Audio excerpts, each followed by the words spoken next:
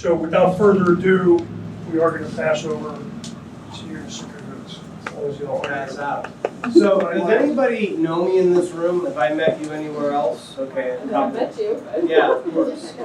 Just officially, David Cahoot. I grew up in Cleveland, Ohio. I was born in 1963 from a good Roman Catholic family. So I was 63, Lori was 64, Barbara was 65, and Whoops, as we affectionately called him, Jeffrey, was born in 1970. We moved to Youngstown between second and third grade for me. I was going to public school. And Mom and Dad thought it'd be great to put us in Catholic school. Did anybody grow up Roman Catholic?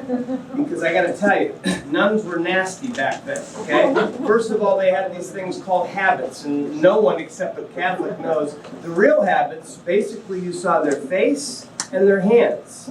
But I knew they had rulers up both sleeves because I experienced them firsthand. I also discovered in the 6th grade at St. Charles in Bourne, Ohio, that I had a unique gift because I made a nun swear.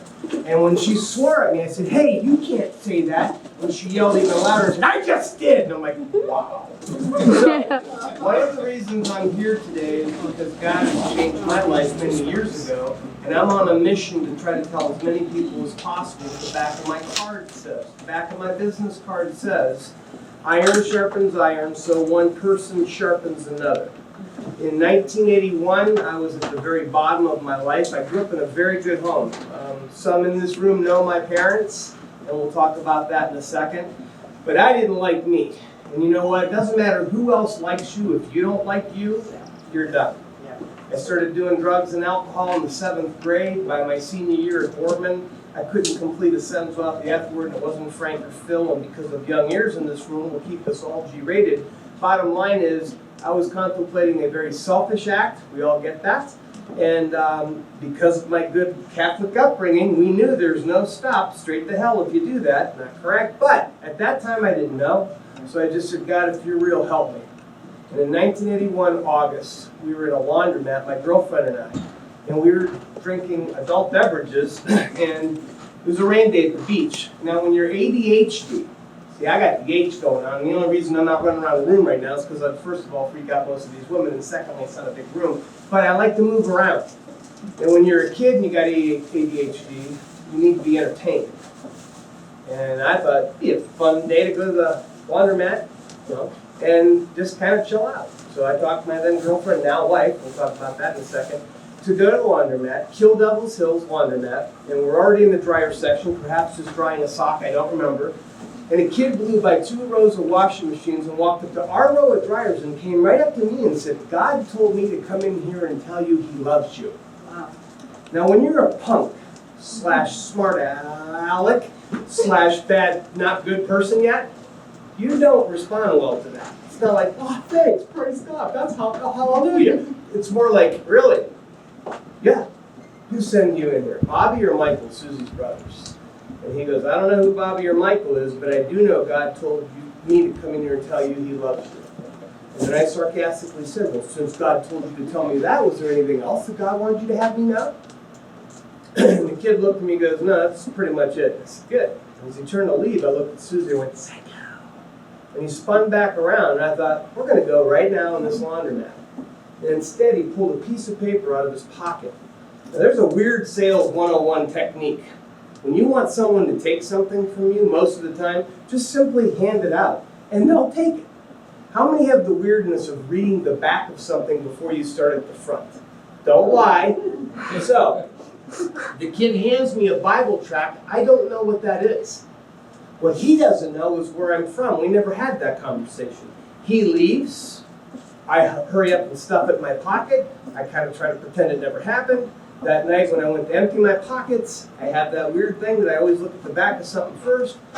And there were 3 addresses. And I say this respectfully. Even North Lima really wouldn't have popped for me as a kid. Ohio would have. But see, this is how I know God's hand was in it for me. The back of the tract had 3 addresses from different parts of the country, and one of the addresses was Glenwood Avenue, Boardman, Ohio.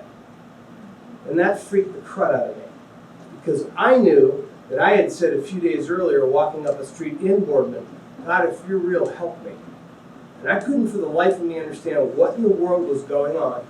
But when I got home from that vacation, my girlfriend's family's vacation they did every year in the Outer Banks, I lost my license. That's a whole other story at that time. So I got on my bike. That's how you get on a bike. And I rode down Mayflower to Forest Garden to go to Glenwood to start to go find this house to figure out what the heck was going on. And here's the really crazy part. Before I left for that vacation, and again, earmuffs, I was doing some bad things with a friend, blowing certain smoke out a window up in his bedroom, trying to hide what we were doing, not cigarettes, thank you.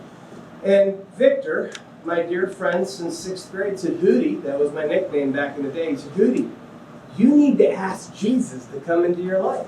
And I said, Vic, I know but you can't be that stoned. What are you talking about?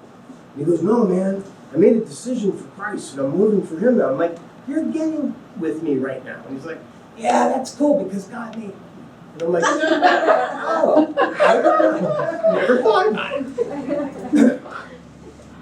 And then he did a bad thing. He put his finger in my chest and he said, you're going to hell if you don't ask Jesus into your life. And I didn't like that. Which, by the way, it was a stark truth, but I didn't like that. So I told Victor some things, adult language we won't use. And that's when I walked up Forest Garden and decided to go home and just get the heck out of here for good. Because when I looked at my sisters, Lori and Barbara, straight A students, great kids, never any trouble. My brother Jeff was a clueless wonder. He was still a little guy, but he was a great kid too. And then there was me. So clearly I'm the accident in this group. Understand? Now, if we could wave the wand and make you all tell truth right now and not have your personas and facades, there's a lot of hurting people in this room. There's insecure people in this room, and there's people who are pretending and hoping it's going to get better because for the love of God, if it doesn't, I don't know what else I'll do. And here's my answer. Do what I did. Ask God if you're real, help me.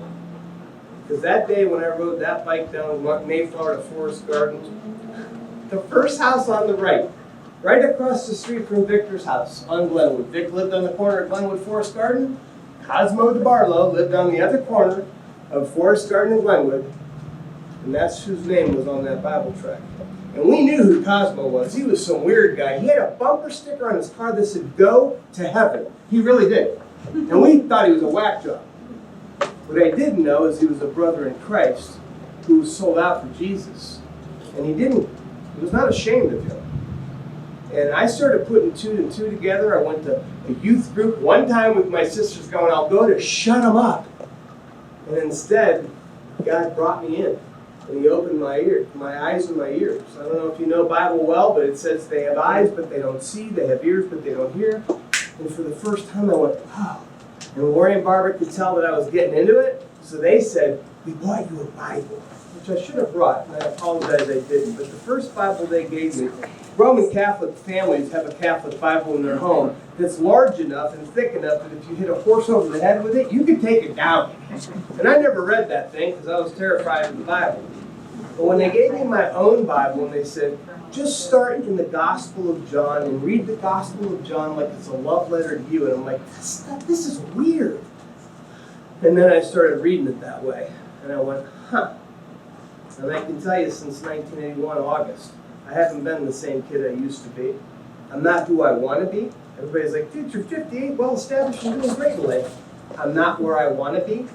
I'm now sporting a baby bump, and apparently I can feed children. So I am not where I want to be in many personal ways, as well as spiritually.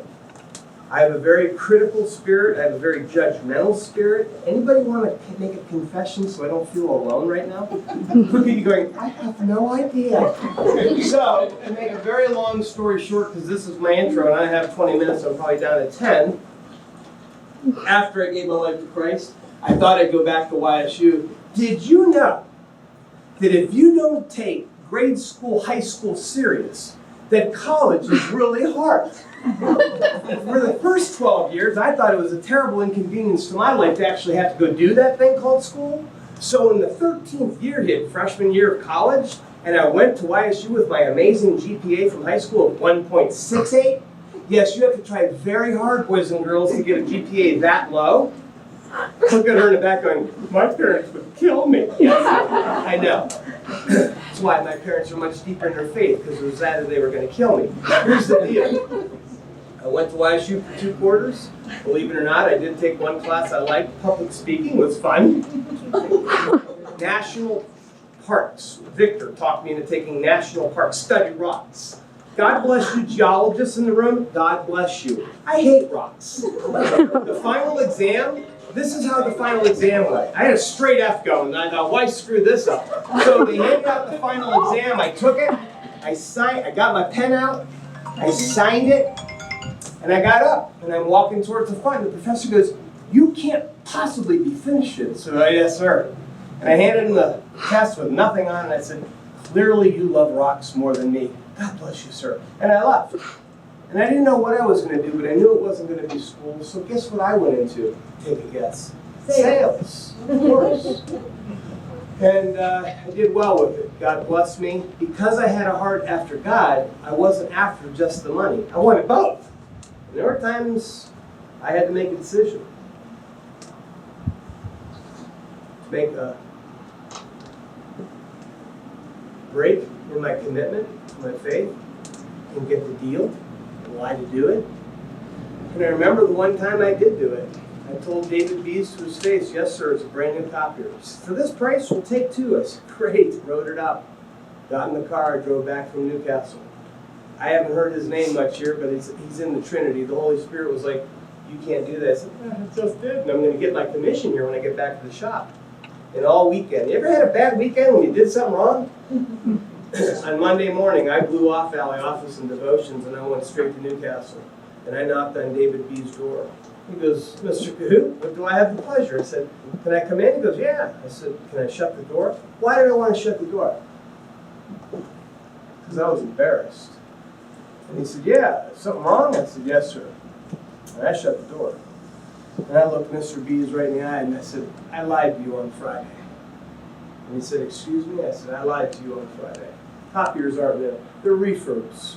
We spin the meter, we put an RA tag on it. It's like new, we're going to warranty and service it as new, but you asked me a specific question and I lied to that answer. It's not new. He said, let me get this straight. Monday morning, I had a copier sales rep in my office and you're telling me you lied? And I said, yes, sir. He says, what do you think I should do? I said, well, whatever you do, please know this. Valley Office Equipment, then, Solutions now, didn't lie to you. I did. Please don't be upset with Steve or Kathy Blakeman. They would be very disappointed to know I lied to you. But I'll pull the equipment, I'll get you, your check will be voided, and I won't bother you anymore if you don't want. And he said, listen, I got a copier rep telling me you lied. Do you think you'd do it twice? And I said, no, sir. He said, we'll keep the copier, and I appreciate your honesty. It was a very humbling moment for me, because I don't like to be embarrassed. Anybody? The reason I'm here today is because I've been, how many meetings? We've had like 27 meetings to find out if I should be allowed to speak to you for 5 minutes. But apparently after the background check and the fingerprinting that they made me do, I'm allowed to come there and present. And he's not kidding, it almost is. No. However, you need to know this about me. I don't care about what you do. It does not interest me. I care about who you are. There's a verse in Colossians 3:23, do your work as unto who? As to unto the Lord. And when you have an audience of one, you'll never have to worry about what they think because you're working for Him. What you don't know, and I don't want to start to cry when I say this, but I will. You remind me of my mom. Nope, one more pass. And the reason is the age, you're in your 60s. Late 50s, early 60s, 70s, yay. You always go low. You always go low. I don't care if they walk you with a walker and they're dragging their leg. You're like, in your 50s. But I see my mom's spirit. Now, Naomi, I don't know if you'd agree with that because you've been with my mom a lot. But I'm the first of 4. My mother was a full-time nurse. She raised 4 children while she worked full-time at night. We don't have a clue how she did it. But I lost my mom a few years ago to Alzheimer's. Still knows me. I could walk in the room and she'd be like, hey, David. But you heard her on the phone just a few minutes ago, Amber. You can tell something's not there because we're losing her. And you guys have saved my dad. You've saved me. What do you mean? Praise God. So I cannot thank you enough. But you need to understand something. What you're doing here is not a job. You know, one of my favorite questions to ask a teen challenge, and you know teen challenge guys and ladies have done some pretty crazy stuff. I did not know girls could be as bad as some of these girls at the Esther House. One girl has 7 felonies and she was running fentanyl. I'm like, what? So I guess the girls can be bad too. But I have to ask this question and frame it correctly. If you have to work, and it's got to be legal, and you won't ever get paid. If you have to work and it's got to be legal and you're never going to get paid, would you still come here? Because the answer for me, with what I do for a living, which is go into schools and stand in the presence of kids and say, standing in the presence of what? Greatness. And 1 or 2 kids in some places will go, greatness. And in some places where they know me, they go, greatness. And in some places it's crickets. And I have an hour to an hour and a half to get that kid to believe that if you could look in the mirror today and see who you're going to be in the next 5, 10, 15, 20 years, there's greatness in there, young man or lady, but you got to water the seed and take care of it, otherwise it just dies. And to know what you guys have done for our family and what is happening even as I speak here today, you know, this guy thought I was going to come in and just motivate your staff. Nope, I'm here to just say thank you, thank you, thank you from the bottom of my heart. Keep doing what you're doing. When those days you got to clean poop and other stuff and you go, I don't even know that this is normal. It's not. Normal's a setting on a dryer. We know it ain't normal, but someone has to do it. And I'll be honest with you, I don't ever want to have to help my mom with the bathroom thing or the shower thing. But they tell me that if it ever gets to that place where that's my job, then you'll just go do it. And I will. But today it's a simple task. I just get to come here to Legacy, ask a couple of really simple questions, and then finish up. I like visuals, excuse me. I love visuals. And this is one that's most important to me because just because you can't see something doesn't mean it isn't there. Now, in this case, anyone, tell me what it is, please. Don't tell them, Amber. I'm not. She's in the background. I know. I got to introduce Amber in a second. Don't let me forget. It took me a couple of years. What is it? Well, first of all, if you ask the wrong question, you'll get the wrong answers. So you're looking at it wrong. Now, what is it? When I say I'm standing in the presence of greatness, I've actually been called out by a dear friend of mine. She says, David, you're creating more narcissism in kids. And I go, no, I'm not. Because I'm not telling a 13-year-old boy you're great. Are you crazy? The kid can't even legally drive yet. But in the next 5, 10, 15, 20 years, that young man or lady might go do something as crazy as screwing around in a laboratory, going out for the pretend Nerf football catch, and bunch of beakers, and have stuff spilled that was an accident, and you cure cancer. You cure Alzheimer's. Or baldness. I like that one. But if we don't have you to bump the beaker, if we don't have you to go help those people, if we don't have you to be a part of the society that needs to keep things going in the right direction, then the problem just gets worse. So what is it? Tell them, Amber. It's cow. It's cow. There's an eye. There's an eye. There's the nose. Moo moo. And by the way, young lady in the back whose mouth is half open, I've had people sit and stare at this picture for the next half hour because we actually have a banner we use in assemblies so the kids can keep looking. And this happened to me, of course, in the middle school because they have no filter. Little kid goes, oh! He screams it. I'm like, dude, I know what he did. I know what's going on. But I still said, dude, chill out because the chicks in here are not going to dig the fact that you just figured this out. He's like, but he just saw the cow like 20 minutes after I showed it. And I could leave this and you can screw around with it for days. But here's the deal. The eye, the nose, the nostril, the ears. When you're serving your patients, I'll call them that. I don't know if you call them clients or what. When you serve the individual you're helping, you're not just helping them. You're helping their spouse, in my case, my dad. You're helping their children, in my case, me. And my sisters, my sister Lori, she can't even move back from Florida. If she could, she won't, because she'll get so screwed up seeing my mom in this state, she can't handle it. But you can. So what you do isn't just important, it's very necessary. Because we can't all do what you do. I have a buddy who's an EMT guy.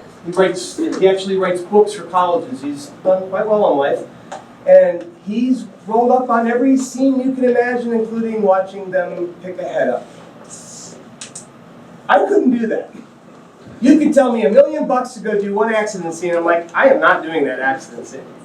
Because the reality is, that's not how I'm wired. But here's how I am wired. I can be in an auditorium speaking to a group full of kids with the organization we have called Talk is Cheap, and I have caught, and I won't do it because of young eyes and ears in the room, I've seen a kid giving me the middle finger. And because I'm ADHD, and I'm thinking, well, maybe the kid only has one finger. I'm not doing it because she's sitting there. So I gotta give the So you gotta give the kid a break. So I walk the room, and I'm like, oh my gosh, she's got 3 more fingers and a thumb. He is giving me the. So I think, at that point, most adults and nuns would have been yanking me right out of the chair. Don't do that. What that kid is actually saying is, I need help.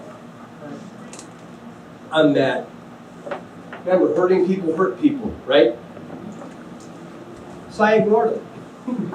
I had 55 minutes in these classes because they were health classes. When the bell rang, who was the first kid to come up to me? He was. And he came up and he goes, Mr. Coon, I'm really sorry. And of course, being a player like I can be, I said, what are we talking about here? And he goes, sir, I was the student that gave you the finger. And I said, dude, man, I thought you were telling me I was #1. And he started laughing, and I started laughing, and I said, look at me. I love your passion, but it's misguided. I will put you on my team every day, but you got to change your heart. Because I didn't do nothing to you. And his head dropped. I said, look at me. I said, what's your name? And you know, that's a very important thing. I won't remember most of yours, but he told me his name and I repeated it. It said, make better choices.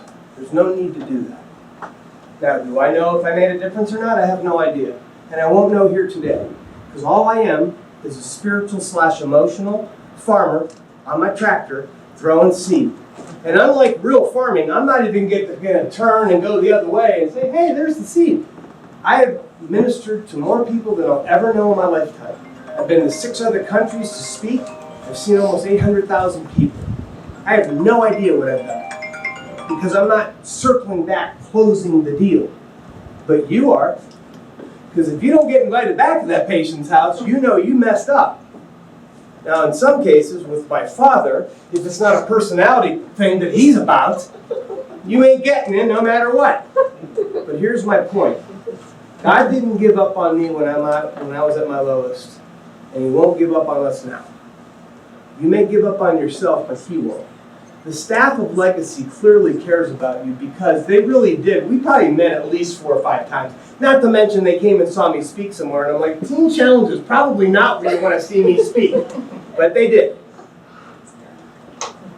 They tried to make sure I would be a good addition to your world, not a subtraction. And what I love on the back wall is spot on. Be the person that makes others feel special. Be known for your kindness and grace. What's grace stand for? God's riches at Christ's expense. And there's people you're serving who will never respect or appreciate you. And that's not why you're there. You're there for a bigger purpose. So, the cow picture, just because you can't see it doesn't mean it isn't there. Because of time, I'm not going to take the time to get into all this. But my second point was your attitude. First point was just because you can't see it doesn't mean it isn't there. Second point is your attitude. On those days that you go, oh crud, it's Monday. Instead of saying I have to go to work, you should be saying I get to.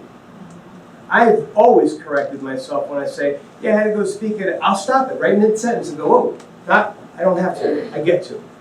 This school building, when it was South Range, is a fun building for me because one night I got to speak at a youth event. And the pastors were from the Mennonite community, and I assume some of you are based on some of the hair thingy-majiggies, but they're pretty serious people. And I'm not. And I'm wondering, why do they have me here? I mean, I feel like, Robin Williams being crucified because they're all staring at me. And I couldn't help it. They were about to pray. They were literally, the Mennonite pastors were about to pray for me before I went out. In my ADHD, I saw in the room this huge roll of toilet paper, like the commercial one that goes in the, and I said, wow, look at that, Goliath's toilet paper. And to this day, if you go to North Lima Mennonite and talk to pastors and say, hey, Cahoot, what kind of toilet paper? He'll go, Goliath's toilet. They were so messed up for the whole night. They kept bringing it up for years. And I'm like, you guys don't get out a lot. Look, I have to be fun with a kid. Because some of those kids don't have any other fun. And I assure you, for those adults that you're caring for, to have you roll up, and I would if I could, you as a mother, not me and my kid. Bring your babies, bring your dogs, do whatever you're allowed to do and they'll allow you to do. Bring the world back to them, because as you see with my mom, the light's going out. Last point. And I wrote them down. I wanted to be very linear for you. So how about that one? We can all make a difference. I used to struggle with that. Here's why. I was comparing myself to the likes of John C. Maxwell, Zig Ziglar. Now these are names a lot of the kids are going, who is that? How old is that man? I'm 58, be quiet, I'm not that old. But when I was doing the compare game, here's what was happening. I wasn't them. And I wasn't as talented as them. I've written one book, you're going to get a copy. Maxwell's wrote 50. And truthfully, if I may use my Christian vernacular here, the Holy Spirit went, why do you keep doing this comparison game? I'm like, because I want to be more like them. The verse is Acts chapter 13, verse 36. No, I'm not a narcissist. No, I did not say, God, today I'm going to open your word, Bible, basic instructions before leaving earth, and I want you to give me my Bible. I didn't do that. But as I would read, one of my life verses was Proverbs 3, 5 through 7. Another one's Isaiah 55, 8. Another one for me is 1 Corinthians, I think it's chapter 13, verse 55. O death, where is thy victory? O death, where is thy sting? But I didn't ever have a personal Bible verse. And by the way, there is a personal Bible verse for you. It'll click for you. You'll be like, I like that one. Acts 13:36. No, not because my name was in it. It says, and King David served God's purpose in his own generation. First time I read it, I tried to get my wife to call me King David. That did not work out well for me. So I assure you, I was not looking for the name. I was looking at the words. I'm serving God's purpose in my generation. I'm coming alongside you today going, ain't nobody on the planet more important after if you're married a spouse. If you ask my wife, who's not here today, what's David's priorities? God first, Susie second, Courtney and David, now Frank and Hannah, and Willow third. Who's fourth? You are. And that creeps people out because they're like, dude, I don't want to know you that well. No, it means that at any point, if ever, I can do anything to add value to your life, to help you, to encourage you. I will pick on you for a second, very quickly. I had a little girl at Boardman who was completely deaf. And she had a person that was signing for her. And of course, in a room that's a classroom, everybody knows. I always address the elephant in the room. Just a few minutes ago, Tom went, boy, does he have any boundaries? No, sir. But I said to her, are you completely deaf? And she looked at me and she goes, yeah. And the woman's looking at me like, dude, walk away. No, lady, because I got to make a point with this little girl. I said, do you know who Sue Thomas is? And she went, nope. I said, oh, honey, you need to find out about Sue Thomas because she was deaf as a little girl. She lost her hearing. And instead of being a victim, she became a victor and realized what she wanted to do in life is work for the FBI. And I'm telling this to her. I'm not walking the room. I'm looking at her, and she is just focused on me. And I said, and so they give her high-power binoculars to see the bad guys talk. And she could read their lips. Can you read lips? And she goes, ah. And I said, oh, that's a bad thing for the rest of you in this class because she knows what you're saying. And she is just beaming. I said, listen, don't let anyone tell you you have a handicap. You have a very unique gift. No, I don't want it. But take it, embrace it, don't fight it. It's okay. A few years later, we're doing a college visit with my daughter and bride, and I hear this kid, I'm not making this up, I'm like, what? Somebody's screwing with me? Because I don't know anybody down here. I'm in Athens, Ohio. And I turned, and it's her. And I said, hey, honey, how are you? She goes, hi. I said, hi, how are you? She goes, good. Do you know why I'm here? I'm like, I have no idea. She goes, you. I said, really? I've never encouraged anyone to go to this college. I don't know what you're talking about. All in my head. And she said, when you told me I had a gift, I began to think about forensic sciences. And I'm going to go in the FBI. And I want to read the bad guy's lips. I'm just standing there going, I could pretty much die right now and be good with it. Because I knew at that moment, I'm not Maxwell. I'm not Joe. I'm not your pastor. I'm David Cahoot. I'm a fat little balding guy from Bourbon, Ohio, who rolls up into people's worlds and says, I'm standing in the presence of greatness, how come you can't see it? When you get your book today and you look at the front and you go, what the heck is this at the bottom? Is that like a locket? No. The whole cover's supposed to be a mirror. That's a mirror. Yes, it doesn't work. And the whole surface of the mirror is supposed to be that weird carnival mirror thing you see when you walk up and it makes you tall and wide and all that. That was supposed to be our cover. Publisher couldn't do it. Had they been able to, it would have said, standing in the presence of greatness, how come you can't see it? And then after my whopping 73 pages that took me 2.5 years to write, with pictures I might add, when my 10 author copies came, I'm like, this better be chapter 1 only. And I'm like, oh crap, that's the whole book. And again, remember, see what we do to ourselves? Who shoots us more in the foot than ourselves? Anybody? Mostly no, us. Whisper said, who do you give the book to, David?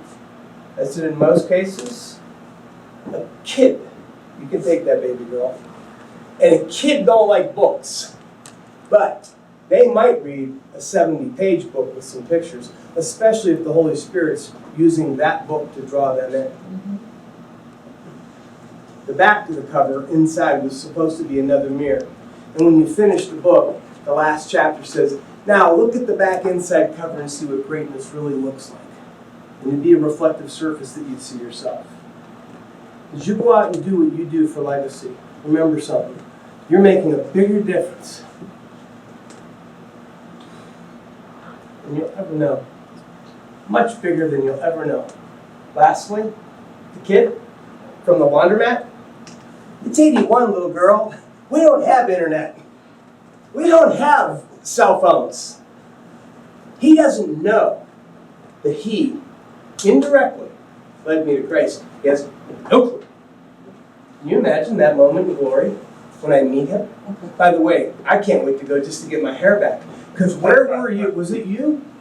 Yep. This hair. I'm going to have hair longer than that in the front of me. I'm going to look like Cousin It from the Addams Family. And most everyone in here except us old people know what that is. But when I get to heaven and I meet that kid, he changed the whole trajectory of my life because he took a risk. Keep doing what you're doing. Keep serving these people. You're never, no matter what they want to pay you, and if they could pay you whatever they could, it's never been about the money. It's about the passion. So, standing in the presence of what? Greatness. Yep. Thanks for your time. I'll leave the little handouts that I didn't read to you. Thank you so much.